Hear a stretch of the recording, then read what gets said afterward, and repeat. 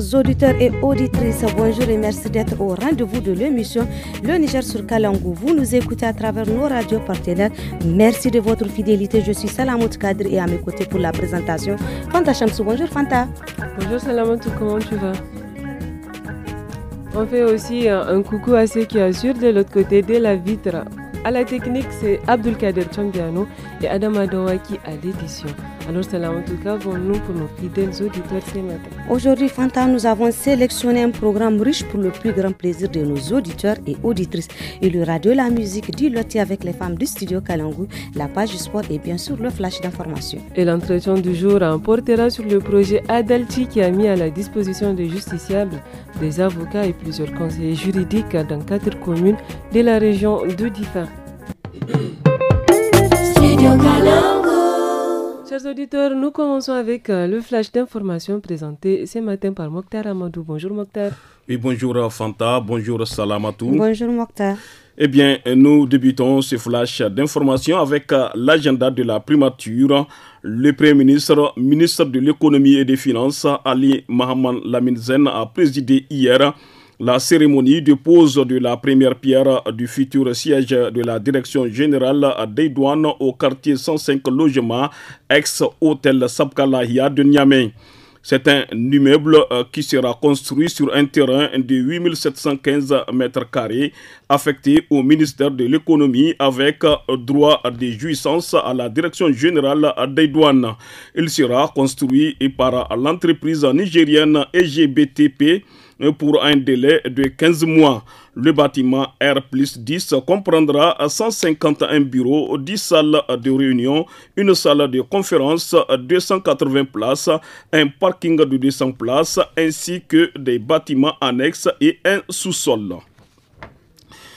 La ministre de l'Éducation nationale, Dr Elisabeth Chérif, a présidé hier la cérémonie de baptême de l'école primaire nigéro-chinoise de la cité Sonussu de Niamey. Cette cérémonie est couplée à la traditionnelle initiative Une semaine, une école de chaque lundi, entreprise par le ministère à la réception des matériels ainsi que la remise des prix aux meilleurs élèves par la représentation de la République populaire de Chine au Niger. Le gouverneur de la région de Tawa, colonel-major Oumarou Tawaye, a signé hier un arrêté portant interdiction de la consommation et la vente des produits chicha ou narguilé sur toute l'étendue du territoire de la région. Cette mesure s'applique dans tous les lieux ouverts ou fermés des administrations publiques ou privées, des établissements publics ou privés, sur les voies publiques ou tout autre lieu de rassemblement. Elle s'applique également dans tous les lieux et espaces aménagés destinés à la consommation et ou la vente des produits chicha ou narguilé. Tout contrevenant sera puni conformément aux dispositions de la loi anti-tabac et de toute autre réglementation à la matière, précise l'arrêté. Et c'est tout pour le flash d'information de ce mardi 4 février 2025. Merci Mokhtar pour ce flash d'information. L'entretien du jour portera sur le projet Adalti qui a mis à disposition des jurys, des justiciables, des avocats et plusieurs conseillers juridiques dans 4 communes de la région de Difa. Mais avant d'écouter cet entretien, chers auditeurs, pour bien vous installer, nous vous proposons Soyeya de Sadoubouri.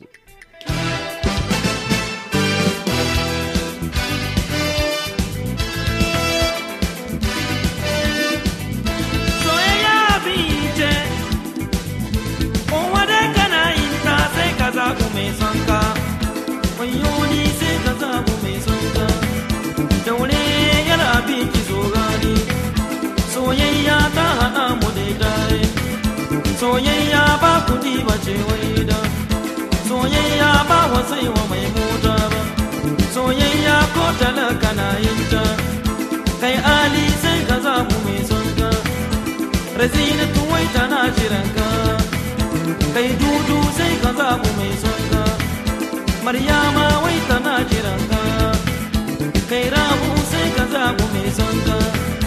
Lamishi wai tana jiranka, ke hajara sai ki zabu mai sauki, alhaji raba na jiranki, soyayya ba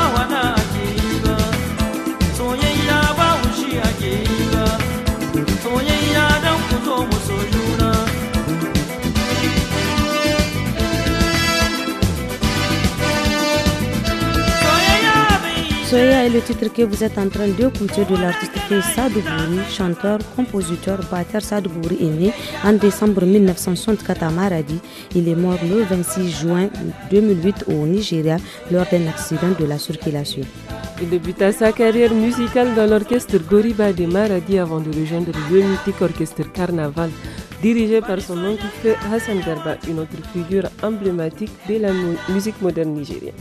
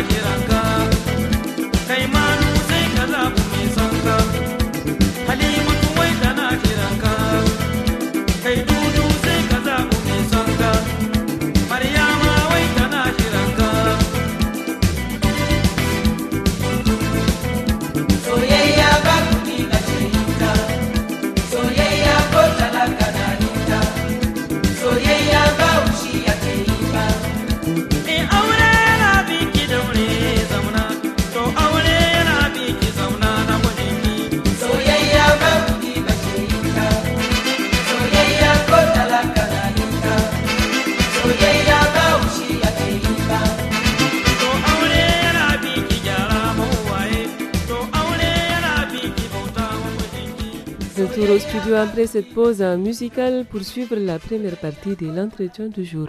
Le projet Adalti financé par l'USAID a mis à la disposition des justiciables, des avocats et plusieurs conseillers juridiques communément appelés parajuristes dans 4 communes d'intervention de la région de Difa. Dans la première partie de l'entretien, le parajuriste communautaire Issa Mamadou Gana nous en dit plus sur les différentes questions qu'il traite et les avancées enregistrées dans la défense des droits humains. Il est au micro de Abdoulaye Mena. Kama wani irin karin bayani za ku mana Malam Isa bisa kan irin ayyuka da kuke gabatarwa a matsayin ku na parajurist? Ayyukan da muke yi aiki biyu ne. Akwai wanda ake ce mishi accès à la justice a sunan parajurist, kaman mu bada galgadi kuma mu raka mutane masu bukata, mu nuna musu hanya masharanta, muna musu kuma galgadi bisan harakan shari'a ko harakan sulhu a gefen mediator. To kaman kuna batu da ya shahi clinic juridic, kaman me ake ne da clinic juridic a cikin ayyukinku? Clinic juridic yana tafiya bisan kaman mazanin wurin aiki wanda yake Difa, wanda ya shahi kaman komin fudu. Kun san da aka ce clinic abu ne ya kambanta da ayyuka na likita. To wannan ma clinic ne a fannin kamar masololi wanda ya shafi harkar shari'a ko harkokin incin dan adam. A Difa yake, a ciki akwai mutanen da suke aiki, akwai shugaba wanda ya shafi da program kin gaba da wanda muke taida bisan aikin na komin fudu, shine babba, kuma mataimake shi a gefen parajurist akwai wani kuma wanda yake aiki tare da shi. Kuma a cikin clinic akwai lawyer biyu wanda musamman aka kawo su. Kun san akwai matsalolin lawyer yau a wurare gwamnati ba zai kawo loyoyi ba, tunda loyoyi ma akwai launi ne kaɗan, mutum ba zai iya doka loya ba. To yanzu proje sai ya tunani babu loya ya kawo loya, kuma dan a taimaka ma mutanen da suke da rauni hannu. Kenan in dai aiki ya cancanta tunda ake takardu, in aka gani cewa ya kamata ka samu taimako, za a iya doka maka loya ya yi maka aiki gratuit. Yanzu misali idan wani ya fuskanci wata cin zarafi ko wata matsala, idan kuma suka zo wajen ku, kaman wani tsare-tsare ake bi ne? Kun san kaman cikin aikin da muke yi mutane suna zuwa, akwai wanda mutane muke aiki, amma aikin namu akwai wasu ka'idodi wanda yake shahida ana yin shi bisan liki asiri. Kun san matsalolin mutane ba abu bane wanda ake ya a fallasa shi da al'umma ya ji, ba jikin bane yake magani, a'a a yi aiki yanda za a samu mafita koko a samu bukata. Kenan shine za a rihe ma mutum asiri ana yi aiki na shi yake kwatanta. Kenan mutanen da suke zuwa mu ban mu yin tallansu, muna da takardu wanda in muka gani matsalan da gare su bai kai a kai shari'a ba, za mu iya mu gargadi mutumin nan ya bi ta hanyar sulhu. Kusa na ce muku hanya biyu ne, wanda suke a hanyar kaman na sulhu wanda ya shafi mediator suna nan, su ma cikin fannin profession na adalci suke aiki. Akwai kuma gefe parajurist wanda kuma kamar su masu galgadi ne, conseiller juridique ne, suke iya su yi maka galgadi kuma su nuna maka hanya ta masharanta ko ko su maka rikiya. Akwai takardun da muke cikawa, takardun nan shine maganganun naka. Kenan in muka zo wani fanni na aiki, takardun nan ne muke aika shi can clinic difa, wanda can masu aiki tare da cikin clinic su gani in ya cancanta takardanka, za a doka a yi maka kaman a taimaka maka a filin harakan shari'a. Matsalolin naka in akwai cin zarafi da wani menene sai su taimaka maka, ba sai ka biya wani abu ba. Kamar yanzu cikin ayyuka da kuke yi, wani irin nau'ukan cin zarafi ne kuka fi cin karo da su? Kwarehin da suke zuwa muna, yanda na gaya muku ne, kaman ba abu bane wanda za mu yi tallashi, amma ina ya ba ku dan misali, kama a harkan gidaje, harkan parcel da harkan matsalolin gida da wasu abubuwa.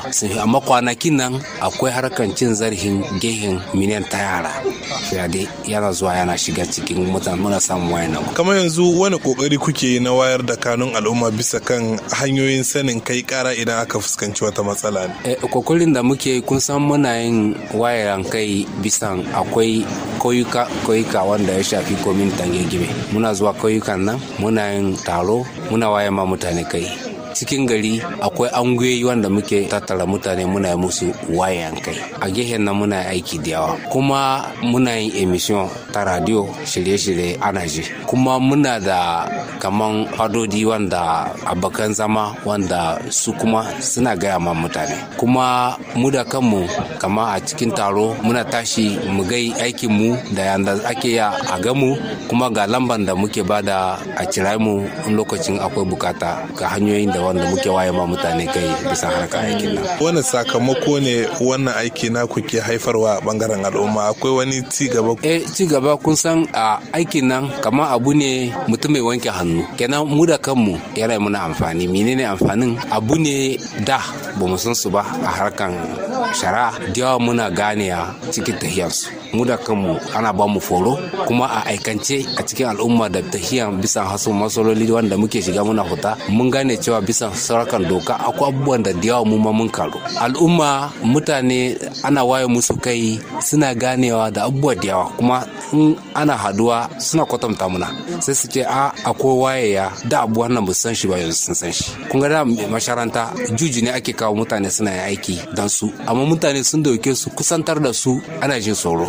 Kun ga 'yan polis da wani gendarmerie sun zo dan al'umma, ba karamin aiki ba suke yi, amma mutane sun dauke su kamar su ma mutanen gehe ne, gwamnati ne suke ma aiki, kusantar da su akwai masara. Amma yanzu mutane sun gane cewa ashe in kana da ko tambaya bisa wani abu da baka gane ba, kana iya ka tai wurin juji ka tambaye shi. Ko kaman a harakan wasu takardu kana iya ka tai kai su a komisariya. Wasu kuma suka gane cewa masharantar ma ai da kaman mutum ya zage ka bige shi. Mutane suka gane cewa yanzu bai kai ashe sai ka doka hukuncin hannunka ba. Kenan bayayuwa ga hanyar da zaka samu hakinka ba sai ka yi bugo ba. yanzu a takaice ana iya ce muku kuna ɗaya daga cikin masu kare hakkin dan adam. Kun san aikin namu madama biyu ne a game, aka ce droit de l'homme et accès à la justice. Hakkin dan adam muna kare su, kuma a gefe guda muna waye ma mutane kai mu nuna musu hanyar masharanta da hanyar kuma sulhu.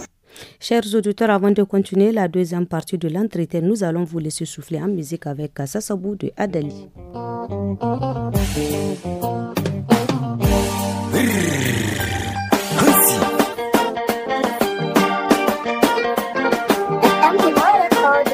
Salam alaikum. Sassabou, sassabou, sassabou, sassabou. Sassabou, sassabou, sassabou, sassabou. Kowa da lokaci ne, komi da lokacin shi. Komi na duniya da dalili. Ai ne du mantu borfo yan afo yan mantu haifo. Nan kan haifo go bangula haifo yan no gasin tiksa sabu. Kamman yadda wasin ya zama aikulkan hirkuiti har saka safun saka. Y'a qu'une arrêtez vos complots, vos petits jeux des mots, ou de jouer au salaud, ça m'a irqué au bavo. Amma sinche bum iyaba, tuni ba sune ba, nani ba ni rena baba, tatena tasamban sababa, me iwa ka koko ati sina lashi ta gogi. Kamanya da wasinye zama amfon de boss e boss. Sapas usakas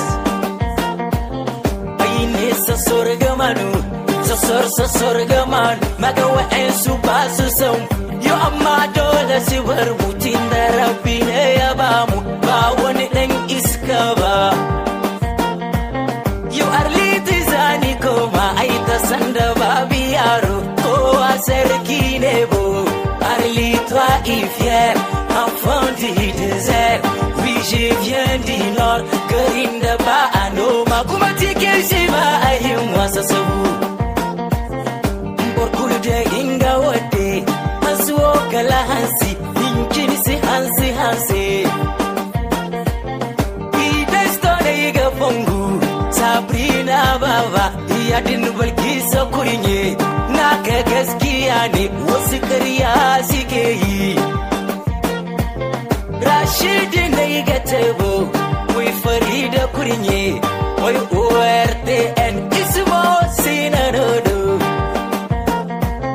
Albora istil goka wai Nasir Jallo wai Omar Jallo Habibu ne ga tebo manga tambiyano wai Razak Miga Azizi Noti yese Dizani ga fungu Ibu Jallo taini bayi yau ina na zani koma kala oberjeido wijabi taise ai Razak hika Rashidi teni bayi rikondo goka komanda sai gadonu shino lagoka gestar sina dodo yau to sazani koma wishi kusongoka naka gaskiya ne don wasu ƙarya ko suke yi da inanin da inanin yamini na yi ga tebo wai wahabu goka wai Nasir Taise wai mai gida ise Muhammadu yau na gore sun ya tiro na yi ga tebo loru babatita. C'était là le titre Sassabou de Adeli. Dans la seconde partie de l'entretien, Issa Mamadou Gana revient sur les difficultés qu'ils rencontrent dans le cadre de leurs activités. Il lance un appel à l'endroit de la population de ne pas avoir honte ou peur de dénoncer tout acte malveillant commis envers elle, notamment celui du viol. Il est toujours au micro de Abdoulaye Mena. Cikin kashi na biyu za mu tattauna bisa kan matsaloli da kuke cin karo da su a cikin ayyukanku. Matsaloli wanda muke cin karo bisan su kusan garin babba ne. Yau kaman ka tashi ka je can ka dawo kun gani akwai dan wahala. Biyu ko shi mai bukata yana neman ka in baya da kontak cikin kwanakin nan ne muka samu wurin da ake ya same mu. Sai an bi ta mutum tukunna ne ake samu mu. Kenan wayannan su ma matsaloli ne. Kun san akwai gefe guda da a harakan taron mutane nan wurin ma nake so mutane su gane shi ana taron wayan kai ko a kwatanta ma mutane sanin wani abu ko ilimi yahi a baka wani abun da zaka ci ko kasha. Mutane mu su gane sosai, suna yin kokari, mutane suna zuwa suna saurara, amma yanda tahiya yau yanayin da ake ciki da aka saba da wasu in akwai taro sai a ce sai an bada wani abu ko taron wani raba wani abu ne. Mu taron mu ba ta raba wani abu bane, ta wayan kai ne. Mutane sun gane shi dan mutane da matsalar nan kadan sosai. Kamar wani irin kokari ne kuke? Akwai wata ma'aikata da take taimaka muku da mota din domin ku je ku yi aikin ku, ko kuma wani kredi na communication ko wani abu haka misali? Kun san a tahiyan nan harakan adalci na ce gehe biyu ne. Gehen na mediator akwai kredi na communication, gefen na parajurist muna samu kude pus na zuwa ga harkar aikin nan da muke yi, amma suna nazari su gani su da kansu yanda zai kasance. Yanzu tambayan da kai da yanda mu kuma muke gani kama akwai da wahala, tunda amma wahala kasan kasa ka aikar al'umma akwai wahala. Me shi wahalan in kace mishi a kai kasan abun da ake ba ma al'umma, kamar misali a wayan kai da aikin da kake ma al'ummanka ba sai an baka wani abu bane, amma ko kaɗan kin ina gani projet adalci tana nazari. Yanzu me za ku gaya wa al'umma ta garin Gigme, musamman waɗanda suke fuskanta wani cin zarafi kuma suke boyewa? Abun da muke gaya ma al'umma abu biyu ne. Guda projet nan ba karamin alforma ba ne, ya kamata a dan ba da hankali a gane kuma a tuntube mu su gane cewa ya ne ake wani amfani ne yake ciki. Kun san abun da ya shahi hakkin dan adam da sanin masharanta da shari'a abu ne na kullum. Kenan koyo projet na ya kare, matsalolin suna nan. Kenan mutum ya samu wayan kai, kaga abu ne zai mishi amfani zuwa gashi ga yaran shi gaba daya. Kenan abu ne muke so mu nuna wa mutane su yi kokari su ba da kai a gane sosai, mu duka amfani shi kamar project na ya kare. Ta biyu, matsaloli kar ya kasance a harkan fiade ko harkan deturnaman na mene su tuna fiade, kar mu sa a cikin kanmu kaman wannan zance ne a rihe shi zuwa ga mata surtu, ba harkan wani a ce za a rihe a bar zance ba. In da gaske ne mutum yana son diyan shi ya kamata ya sare shi, aka cuce ta ya kamata a wuce gaba. Kuma abu ne ta al'umma da zuwa na ce kaman mutane yanzu sun gane ba dan mutum ya zage ka ba ka bige shi, kuma ba dan mutum ya dan kaman misali ya yi maka wani abu ba, kasan akwai hanyar da kake ya ka taimi hakinka, kai ka ce kai sai kai ta karhi ku ta yi gaba daya ma tsakanin ku ya lalace, ko ya ta yi gaba daya ku haɗu hanyar polis, karshen shi ma ku biya wasu kudi da wani menene. Kenan in abun ana ya a gane shi a yi sulhu shi ba wani abu bane. Kun ga yanzu misali kaman kankanan abubuwan nan wanda gaskiya mun yi taro mutane suna kawo shi, kaman shi komisariya ba kasu ba ne, gendarmerie ba kasu ba ne, su ko laifi kayi za su yi maka anket, wurin bincike ne. To baya yiwa mutum ba rike mishi ba a mishi bincike.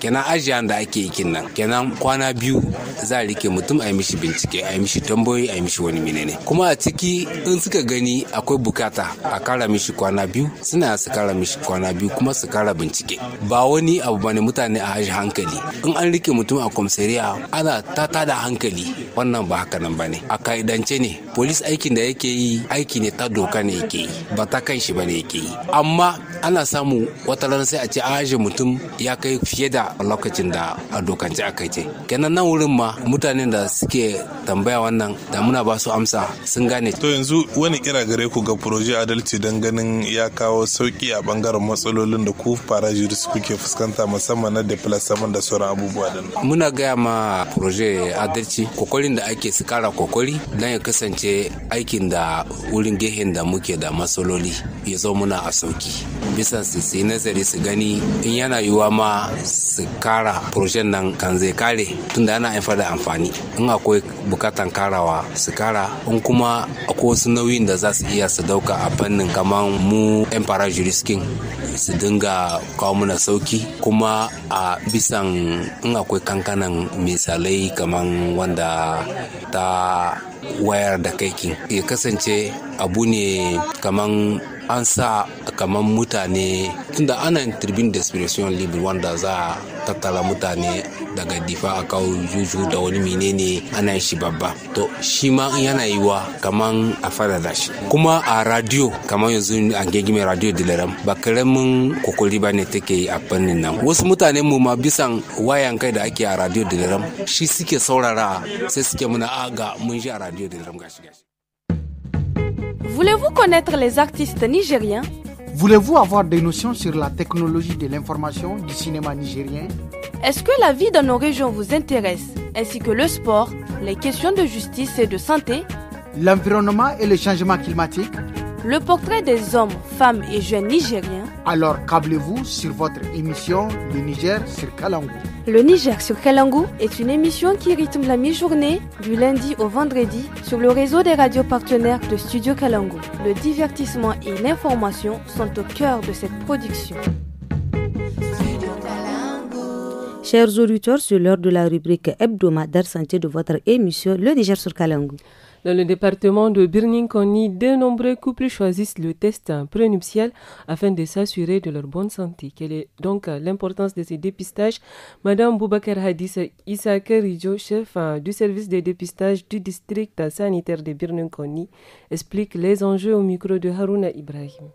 Wallahi ana son ma'aurata su rika zawa suna awon jini domin yana da muhimmanci sosai saboda kun ga akwai cutoci waɗanda ko ka auri mace in tana da shi za a yi ta wahala. Mutane suna dibin kaman sida kawai ba sida kadai ba, akwai su emasi, akwai abin da ake ce ma hepatit kaman shawara vala. Don sai dai maladi ko ya kamata kowa in zai yi aure ya kawo conjoint ɗin shi wanda zai aura ya kawo ta nan da shi da ita duka za a auna jinin su. Kaga dai za ku san group ku na jini kenan akwai muhimmanci sosai cikin awon jinin nan kamin aure yana da kyau sosai ga ma'aurata masu kin shi in dai har gida biyu kin nan akwai shi kamar wurin ango akwai wurin amarya akwai wallahi akwai hatsari babba saboda rayuwar su duk za ta kasance cikin wahala saboda za a samu yara waɗanda wasu za su zo da wani group din jini da ake ce ma AS emasi kalan emasin AS akwai wani kalan emasi SS akwai SC to wannan SS kin duk shine ke da matsala saboda an samu yara masu SS iyalan za su kasance cikin wahala kullum ana ta yi likita ana nan ga kuma da ƙarshe akwai wuya dai kai dai ka gani kamar wanda yake da SS ɗin za ya daɗe ka gani ana tare haka nan amma ka san dai rasuwa komai sai lokaci ne sai dai in lokaci shi amma akwai wahala sosai wahala innan ne mutane su gudun wahala innan su kiyaye zamu iya cewa mutanen sun fahimci muhimmancin zuwa su auna junansu idan za su aure to wallahi yanzu dai abun ana nan ga samun ci gaba sosai domin lokacin na akwai wuya ka gani couple sun zo su yi test kamin aure me yanzu a lokacin da muke ciki gaskiya mu dai akwai wuya nan ga mu yi yan wata guda dai ba mu samu ba couple wanda za su zo su yi testin kansu suna su ce muna son mu yi aure ne kenan mun zo a bincika jinin mu a gani suna nan ga zawa gaskiya kuma muna jan hankalin mutane su zo da karhi su zo su yi awon nan saboda vraiment yana da muhimmanci kwarai misali haka idan suna da wani matsala kuka musu bayanin cewa to ku wani ku yana da SS kuka ce to fa ku za ku iya aure amma a likitance gaskiya yana da kyau ku canza kamar suna yarda ko kuma ba za su yarda ba to ka san wannan duka akwai wani da ake abu da ake cema pre-test kamar menene abu ne da ake sensibilisation ne da ake ma dan malati sensibilisation avant même le test ana kwatanta muku danger kin da ke da kai cikin shi kenan kun san da wannan danger kuka yarda kuka yi awon kenan in aka kuma kun san sakamako swat akwai swat babu ne kenan aka gaya musu da yawanci c'est vrai ça fait mal wanda kuna tsakan soyayya tare da mutum har ya kai ga aure a ce a fasa ka gane ko amma da yawanci suna ganewa kuma alhamdulillah dai. Voilà, chers auditeurs, c'était la rubrique Hebdo marquant une pause musicale avec le titre Kobaba de Babanji de Barakina et MDM Crew.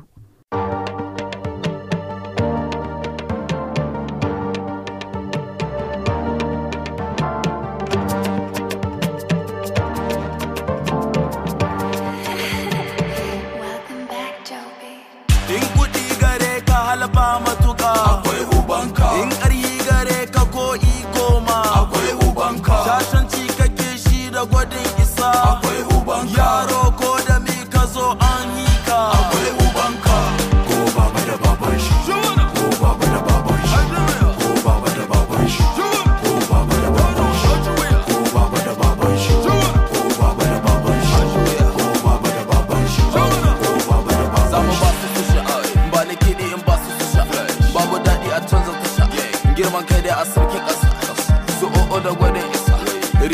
ce ma aka suka yi ce ya ce haji in bar ma da sahaye mai kaya a bar mai abu sabon magana in ta kai magana ba mu ma magana dan gudun fitina fitina in ta kai fitina ba mu ma magana ba mu jin magana kaga ba aro kaga ba aya kaga ba shiga kaga ba hita kaga ba wanda zai hana mu haka mu haka mu haka ko baba da baban shi ko baba da baban shi ko baba da baban shi ko baba da baban shi ko baba da baban shi ko baba da baban shi ko baba da baban shi ko baba da baban shi da rawa kide ina uban biki kide da kide wannan ba su na kirkin shike mu she jamma gidan su ilo ana rawa ana tayi muna gane barazana shike mu she wa'ansu da irin gidan su suke tamaka komen karhe yan gidan kowa suna gaba reje ne bereje ne kowa shehu ko ya gani matan gare adon gare ga muku kidi ko so mu ta so ko baba da baba ko baba da baba ko baba da baba ko baba da baba ko baba da baba ko baba da baba ko baba da baba ko baba da baba doucement il faut doser y'a pas les kidi kaga babanka vas-y lentement tu vas couler j'ai guida que je voyais babanka mu na shagali muna doron baka shangal ka giza ka je ho komen gudun ka gida saka komo sha san fa kuma mu shanyo roma ma saki sauti mu ba su tabaka kai saki sauti mu ba su tabaka Allah ba mu samu su albarka mu samu su albarka mu da ke ta ba mu da kyama komai ka so da shi wani ya hika haraga kano ba ta magadun ainihin da faro ba ka yi magano ko baba da baba ko baba da baba ko baba da baba ko baba da baba ko baba da baba ko baba da baba ko baba da baba ko baba da baba haya haya haya haya haya haya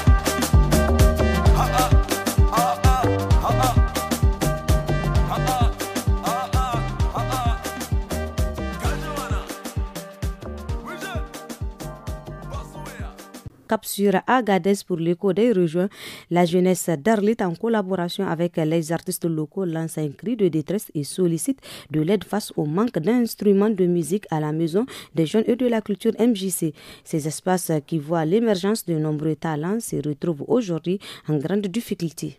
Et les jeunes appellent les autorités, notamment l'administrateur délégué, à intervenir pour préserver ces talents créatifs essentiels pour les jeunes et les artistes. Le reportage est signé Moutari Abdoulaye. Gunduma Ali ta kasance ɗaya daga cikin gundumomin da suke da hazaƙan matasan da suka amshi sunansu a fannoni daban-daban, tun daga mawaƙa, makaɗa, masu rawa har zuwa tiyatar. Sai dai kasancewar gidan wasanni da nuna al'adu baya cikin hayyacinsa, haka na neman daƙile basirar matasan da yin watsi da harkokin wasanni. Sanisi Musa Mayaƙi, shugaban sauran matasan Daira Alitta, ya ce abin da yake matuƙar damun su domin a cikin gidan na wasanni da nuna al'adu babu wani abu da ake yi kamar yadda yake cewa. Zan ka ɗauka ka yi la'akari da gidan wasannin gargajiya na al'adudinmu da kuma gida na matasa tunda a tare suke ana ce mushi gidan al'adu da gidan matasa na garin Allah sai in ce abu ne wanda gaske an bar shi kwata-kwata tunda an kadi ba gani kusan babu wani ayyuka da ake na irin wasannin gargajiya da ya kamata a yi dan a raye wurin ko kuma na buska harkokin da ya kamata a yi matasa su san da a gidajensu ne. Gidan wasanni da nuna al'adu na gunduma Litori da ke da girman gaske sai dai kash babu wasannin da ake yi cikinsa abinda Sanusi Musa Mayaƙi shugaban zauren matasan Daira Alitta yake ganin bai rasa nasaba da rashin kayayyakin da ya kamata a ce akwai a wurin. Duk cikin Nijar muna iya cewa muna da wuri wanda yana da kyau wanda ya kamata a ce a yi unwani da shi a yanda ya kamata. Amma sai dai gani mutane ba su ma zuwa gare shi kuma ba don kuma babu kayan aikin da ya kamata a ce an aiki da shi kamar irin yadda yake a girman shi. Tunda an kadi ba gani tarihi ya isko mu da samariya da ko inda mutane suna zuwa suna nazari bisa kai za a yi saka ta gudunmawa wurin cito kasa da sauransu da irin kawo gudunmawa su wurin ta yadda kasa da zaman lafiya da al'adudinmu. Kenan yanzu kuma wanga su ne aka maida zan iya cewa a yanzu irin gidanan matasa da ake cewa MJC. Koma dai a can bangaren masu harkokin wasannin sun bayyana rashin kayayyakin aiki da kasa saka gidan wasannin da nuna al'adu cikin fuska mai kyau na daga cikin abubuwan da ke sare musu guya ga shirya wasanni a cikinsa. Kamar yadda waɗannan suke bayyana mana ra'ayoyinsu. A nan garin Arleta gaskiya MJC tana son gyara saboda in ka shigo MJC ba kama cewa wanga wurin kilcir ne tunda in ka je babu wurin wasanni har yanzu. Misali kana so MJC ka kai wasa babu kujera, babu mikro, babu komi. Tuni dai shugaban zauren matasan da'ira Alitta Sanisi Musa Mayaki suka kira ga sabon shugaban da'ira Alitta Administrator Delege Muhammad Mamman Illu na ya kawo musu gyaran fuska ga gidan wasanni da nuna al'adu ya zama wurin da ya kamata matasan Alitta su rika alfahari da shi. Dalilai ya kamata cewa ga kula da su saboda a dinga raya shi matasa sun da gidansu ne masu kula da harkokin al'adu duka da harkoki na gargajiya da dukkan harkokin da ya shayi al'ada mutane su dinga zuwa gida ne wanda a cikin shi bale na garin Alitta akwai wurin da ake koyan aikin hannu, akwai wurin da ake koyan na'ura, akwai wurin da ake zama da ake cewa a turanci bibliotheque wurin nazari. Su ma dai mawakan da masu wasannin kwaikwayo kira suka saka makamancin na shugaban sauran matasan ga abin da suke cewa. Tunda kaga yanzu a Alitta mutum ya so yayi wasa a kulab na Somayar, shi kuma kulab wurin Somayar ba na gwamnati bane. Ya kamata gwamnati a ce ta gyara wurin wannan, mu bar dogaro da na Somayar a ce wanga namu ne na kanmu. Abin da muke kira ga shugabannin Arlit su ji kokenmu. Muna da mutanen da in suka rungume su a fannin wasanni a na Arlit wallahi za su hudda Arlit daga kumiya. Chers auditeurs et auditrices du studio Kalangu, à compter du 1er janvier 2025, le réseau des radios partenaires passe de 52 à 30 radios dans tout le pays. Nous espérons que cette situation, qui est indépendante de notre volonté et de celle des radios partenaires, ne sera que temporaire. Chers auditeurs, c'est l'heure du sport et nous sommes en compagnie de Hassimi Gourouza. Bonjour Gourouza. Bonjour Salamatou, bonjour Fanta. Bonjour Gourouza. Gourouza, la région d'Agadez a débuté son championnat régional de football, n'est-ce pas? Oui, Salamatou, 9 équipes sont en compétition et au terme de cette compétition, l'équipe vainqueur va représenter la région en Ligue nationale. Sani Illo, président d'organisation de la compétition, dresse le bilan de la 3e journée au micro de Moussa Maman. Il y a 9 équipes qui participent à ce championnat. Ce championnat, il est dénommé championnat régional, qui déterminera à la fin un champion qui représentera Agadez pour la montée en Ligue nationale. Nous avons 2 groupes, un groupe de 4 et un autre de 5. Alors pour les 2 groupes, nous sommes à la 3e journée présentement. Il y a un très bon niveau des équipes, un très bon niveau technique. Côté organisation aussi, tout se passe bien. Les équipes engagées, donc déjà on commence par les 2 qui étaient descendus de la Super League. Il y a Abzin FC, Nassara AC, après on a Aigle FC, Bagazam FC, Kaoussen FC, Kawar FC, AS Abawaji, AS Sonisha, Inter FC. Après la 3e journée, pour la poule A, nous avons première position, Inter FC, suivi de Aigle FC. Et pour la poule B, c'est Kawar FC qui est en tête, suivi de Bagazam FC. Je suis agréablement surpris pour cette saison. J'ai vu des jeunes équipes avec des joueurs très talentueux, d'un assez bon niveau technique, qui seront compétitifs dans les années à venir. Si j'insiste sur ceci, si les gens veulent bien continuer à travailler avec ces joueurs. La seule difficulté, c'est au niveau des spectateurs. Le football est un sport de masse qui a besoin des spectateurs. Et là, c'est malheureusement la fausse note. Le public d'Agadez a déserté le stade. Et l'appel, c'est à l'endroit de ce public de revenir vers les stades, venir encourager les jeunes quand ils jouent, apporter cet engouement qui manque à cette compétition. Voilà, c'était la Sani Illo, président d'organisation de la compétition, qui nous a dressé d'ailleurs la 3e journée. Et en sport toujours, sur le plan national, la 13e journée de la Super League a commencé depuis hier lundi 3 février 2015. Oui, Fanta, une seule rencontre a eu lieu pour cette 13e journée. À Tawa, au stade régional, la JST a battu le Wambei de Maradi sur le score de 2-1. Ce jour, mardi 4 février 2025, une rencontre est au programme au stade municipal de Niamey. Olympique sera face à l'AS Nigelec. 2 affiches à suivre demain 5 février. À Zender, Espoir, 3e de cette Super League, accueillera le leader AS Douane. Et à Niamey, le 2e AS Garde Nationale sera face à l'Union Sportive de la Gendarmerie 6e. Gourouza, le premier tour préliminaire de la 50e édition de la Coupe nationale démarrera le vendredi 7 février prochain sur les différents stades du pays. Salamoto à Niamey, nous aurons la rencontre RCL avec Kandaji. À Maradi, Dankasawa sera face à Kandarga FC. À Tawa, SCBK, Toubal de Dosso. Et à Tilaberi, Malibero accueillera AS Bassora. Voilà pour le sport d'aujourd'hui. Merci Gourouza, chers auditeurs. Si vous venez de nous rejoindre, vous êtes à l'écoute de l'émission Le Niger sur Kalangou, c'est l'heure du portrait du jour. Fanta, tu nous présentes qui ce matin? Eh bien, Salamatou, le handicap n'est pas une fatalité, disons.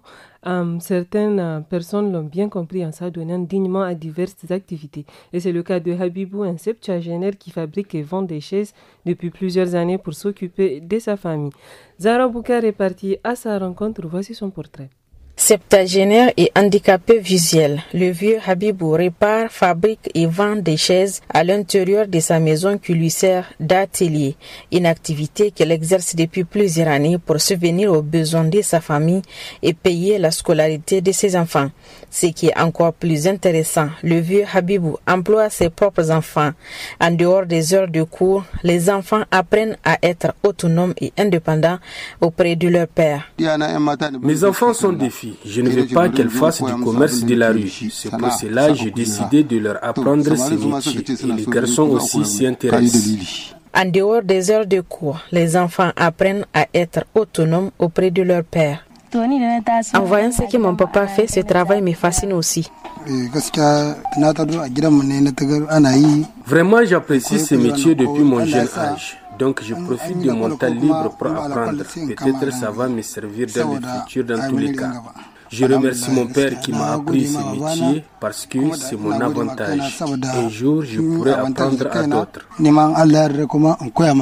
Selon le président de l'association des personnes handicapées de Zender, le vieux Habibou est un exemple parmi tant d'autres personnes handicapées qui ont choisi de gagner dignement leur vie malgré l'handicap et le poids de l'âge. La situation des personnes handicapées dans la région de Zender, on peut dire que vraiment elle est vraiment sur un bon rail, sur le point insertion, vie socio-économique et culturelle vraiment. Et puis, sur le trajet, les grands boulevards des Anders, vous constatez qu'il y a moins de personnes handicapées qui mendient sur la route que les gens qui sont valides. Là, vraiment, c'est une avancée et puis c'est un convoi qu'on est en train de mener nuit et jour. Ils font ce qu'on appelle vraiment le travail pratique et des métiers pratiques. Ça veut dire qu'ils vont faire les grillages, les chaises, les lits picots. Tout ce que la menuiserie métallique, tout ce que tu vois que les personnes peuvent faire, il y a vraiment une main d'œuvre au niveau des personnes handicapées. Parce que du moment qu'on a un centre ici à Zender qui est géré par les personnes handicapées, et c'est un centre renommé et reconnu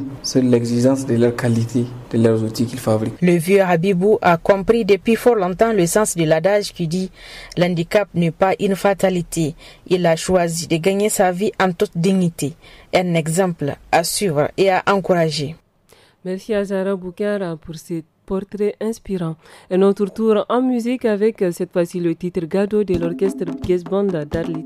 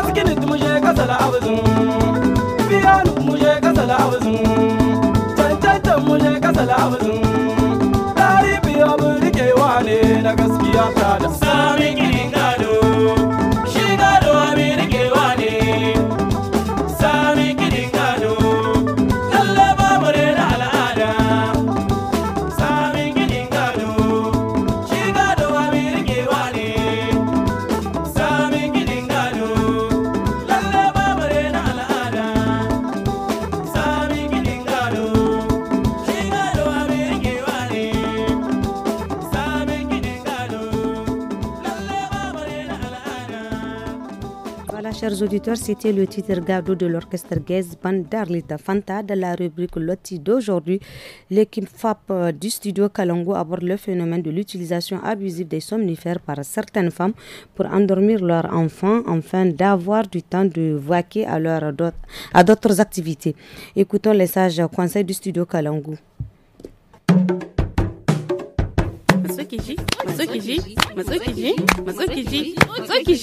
Hey!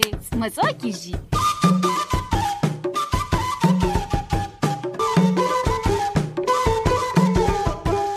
To, yanzu dai aiki ya ƙare, bari in zo in tahi gida in huta. Gobe na san dai abun zai yi mana wuya ga wannan bikin. Sahura, ta ki tado ƙaunaki mu tahi. Tanti tana kwana, nayi in tada ta amma bata tashi ba. A'a, kamar kaka. Mariya, to, kwana fa take, bata ma san ba me ake yi. To, na goye ta, na san ta tashi gida. Mama ta gida zaki tun yanzu? Haka ne fa, wallahi na gaji, zan mu je gida mu dan huta, don saboda kin san gobe bikin nan. To na gane, Mariya kwana take, na gan tun da kun ka taho bata tashi ba, in jin dai lahiyar talau. Lahiyar talau, kawai maganin kwana ne na bata.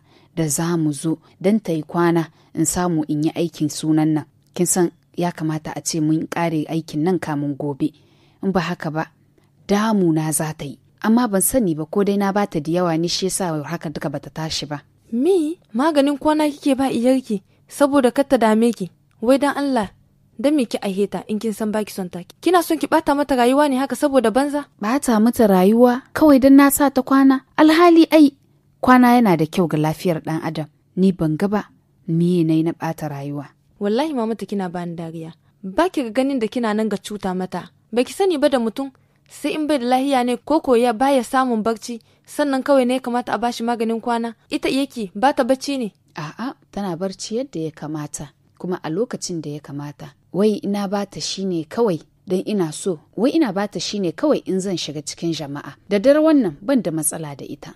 Amma gaskiya abin da ke gaya min yayi tsanani. Ai da yawanci yaran da ke kuka da dare koko waɗanda ba su saurin kwana suna hana mutanen gida su huta su ne ake ba maganin bacci. Aiki da maganin bacci yana da illa kwarai da gaske bisa kan lafiyar jiki. Ɗaukar maganin bacci abu ne da an kai hani a ba ɗan ƙasa da shekara 1. Iyaki kuma hotanta 6 ne kawai. Kuma ko da za a bada shi sai in likita ya amince. To ni dai gaskiya har ila yau dai ban ga wani abu da ya faru da ita ba, kuma kullum nake yin shi in dai zan shiga jama'a. Haba mamata, ai, in ana ɗaukan maganin bacci, a cikin lokacin farko sai ki gani da babu wata matsala, amma in kika zage da bata shi, walla akwai hatsari da yawa da abun na ya kumsa. Ɗaukan maganin bacci, musamman in ana ba yara shi kwarai, hatsarin shi yayi yawa da alherin da ya kamata ya kawo. Halima, ke ma ca ki kai in ana ba yaro maganin barci kullum, ni fa kawai sai in zan hita ne nike bata shi, kenan kin ga bai yi yawa ba. Ni kawai sai in zan hita ne zan bata shi kenan kiga bai, wallahi kina bani haushi. Halima kenan. Dariya ma nake baki mamata. Baki sani ba da maganin ga a ko da yaushe in abun yayi yawa yana tare da wasu haɗurra da za su zo su sa ƙwaƙwalwarta ta yi sanyi kuma ba za ta iya karatu ba yadda take so, kuma in kamar kina ganin kaɗan ne kike bata shi wannan yana iya sa natsuwarta ta rage ko kin kira ta kafin ta amsa sai ta ɗan juma. Duk irin wayannan abubuwa dai, kuma in abun yayi yawa in ɗaukan maganin yayi yawa sai ki ga yarinyar ki tana ciwon kai, yawan gajiya, ba ta gani da kyau, ko ta yi ta angaje, tana ganin duhu, gaɓoɓin jikinta su mata ciwo, haujijiya ke da sauransu dai. Duka wannan Halima abun ya yi yawa, abin da kike haɗi mini ko gaskiya ne? Kin manta da cikin harakar kiwon lafiya nake? To gaskiya in haka ne ina ji zan bar wannan harakar. Da ya fi miki kyau. Saurara ki je, akwai wani tsari da zaki bi da za su sa ki shawo kan wannan matsala. In kina son yarinya ki ta yi kwana, ki ajiye ta cikin gurin da babu hayaniya. Ko kuma wasu yara kina ganin wanka ne ake yi musu, an ka musu wanka wannan na sa nan da nan su yi kwana. Ya fi kina ba ta maganin bacci. Halima yanzu dai na gane ki. Kin ga dai har yanzu dai Mariya ba tashi da barci ba. Duk abin nan da kika haɗe mini ya fara tada mini hankalina. Na san dai ba yau da na yi niyyar barin wannan al'amarin ba zai kawo mini matsala kuma. A'a, ba san ba ko zai kawo matsala, kar ki damu. Amma da Allah kar ki ƙara bata maganin bacci saboda abin da bai kai bai kawo ba. To in Allah ya yarda zan ɗauki shawarwarinki. Na gode.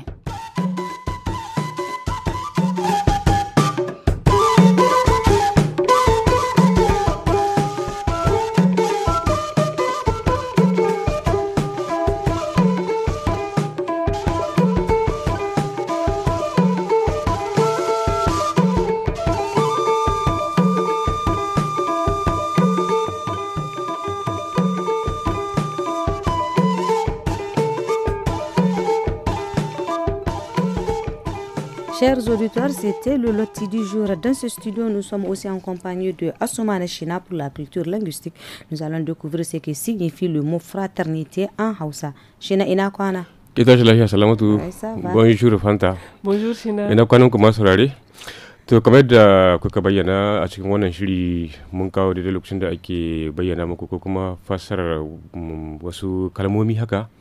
Yau muna dauke da kalmar da ake kira fraternité da faransanci wato kuma da hausa na cewa dan uwantaka.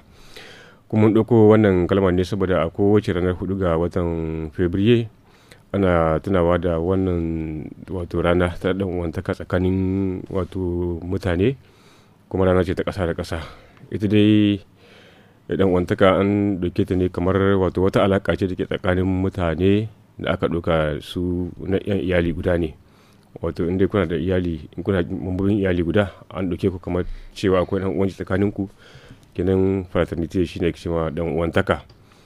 Yanzu dan uwantaka menene abin da yake karfafawa? Ana cewa dai dan uwantaka kamar wata alaka ce wadda ke ƙara hada dankon zumunci da kuma tausayawa juna da taimakon juna tsakanin yan uwa na fami guda kwa. Sannan kuma tana ba su damar su taimakawa juna idan wannan cikin wani hali na jin daɗi sai a ƙarfa mishi jin daɗin, in kuma hali ne na rashin kuna juyayi ko kuma rashin jin daɗi sai kuma a tausaya masa a tanya shi wato jin ciwon wannan al'amari. Ana iya cewa a takaice wato dan uwantaka na ƙarfafa daidaito tsakanin mambobi wato na al'umma, da farko dai tsakanin na iyali daya, sannan sai kai ga al'umma. Wannan zai sa a samu taimakekeniya tsakanin juna saboda a ga cewa an dunkule an zama mutane daya masu jin ciwon juna, masu aiki a cikin taimakawa juna don ganin cewa ko al'umma su ko kuma kasar su ko ma famikin su sun samu ci gaba cikin taimakekeniya juna da tsakanin ganin cewa akwai daidaito tsakanin juna, wato ba hiyayya ba bambanci ba komi. Gaci da takaice irin yadda za a kawo muku fasarar wannan kalma ta dan uwantaka cewa da fraternité kenan da faransanci. Merci beaucoup Assoumana China. Chers auditeurs, si vous avez d'autres expressions ou vous souhaiterez avoir l'explication en anglais, en Hausa ou en Jarma, en Fulfulde, n'hésitez pas à laisser un vocal ou un message au numéro 82 89 89 64. Et justement, nous allons écouter les messages envoyés par nos auditeurs. Vous écoutez le Niger sur Kalangu. Studio Kalangu vous écoute. Des idées, des questions, des suggestions. Tapez 82 89 89 64. Studio Kalangu vous écoute. Message des auditeurs.